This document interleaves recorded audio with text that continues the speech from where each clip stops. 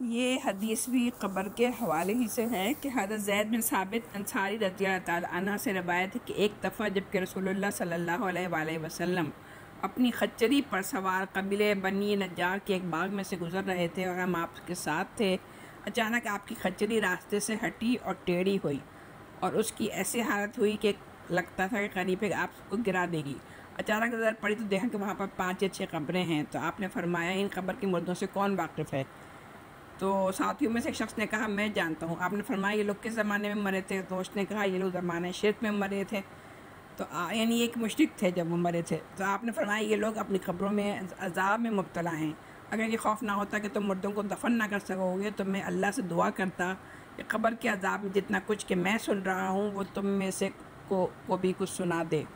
یہ فرمانے کے بعد آپ ہماری طرف متوجہ ہوئے اور فرمایا، یعنی یہ جو رسول اللہ نے اب یہ جو فرمایا ہے یہ ہمارے کرنے کا کام ہے۔ دوزخ کے عذاب سے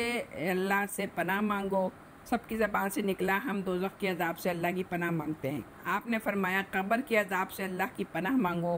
سب نے کہا ہم قبر کے عذاب سے اللہ کی پناہ مانگتے ہیں۔ آپ نے فرمایا سب فتنوں سے اللہ کی پناہ مانگو، ظاہری فتنوں سے بھی اور باطنی فتنوں سے بھی، سب نے کہا ہم سب ظاہری اور باطنی فتنوں سے اللہ کی پناہ مانگتے ہیں۔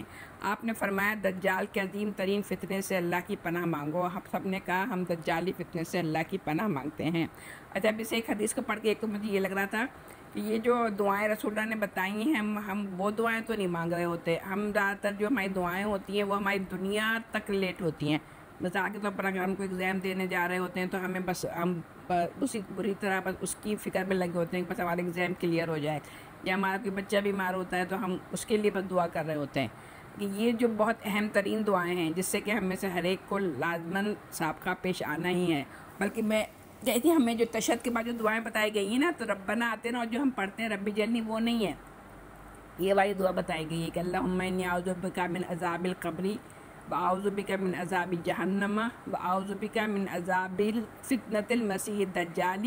واعوذ بک من فتنۃ المحیا والممات۔ تو آپ لوگ کوشش کریں کہ یہ والی دعا یاد کریں اور پھر تشہد کے بعد یہ والی دعا پڑھیں، چاہے تو دوسری وہ بھی پڑھ لیں، لیکن یہ بڑی اہم ہے نا۔ اور آپ دیکھیں یہ جو ہے نا کہ اللہ تعالیٰ سنوا دیتا، تو اس لیے نہیں سنواتا کہ خدا نخواستہ اگر ہم سننے لگیں،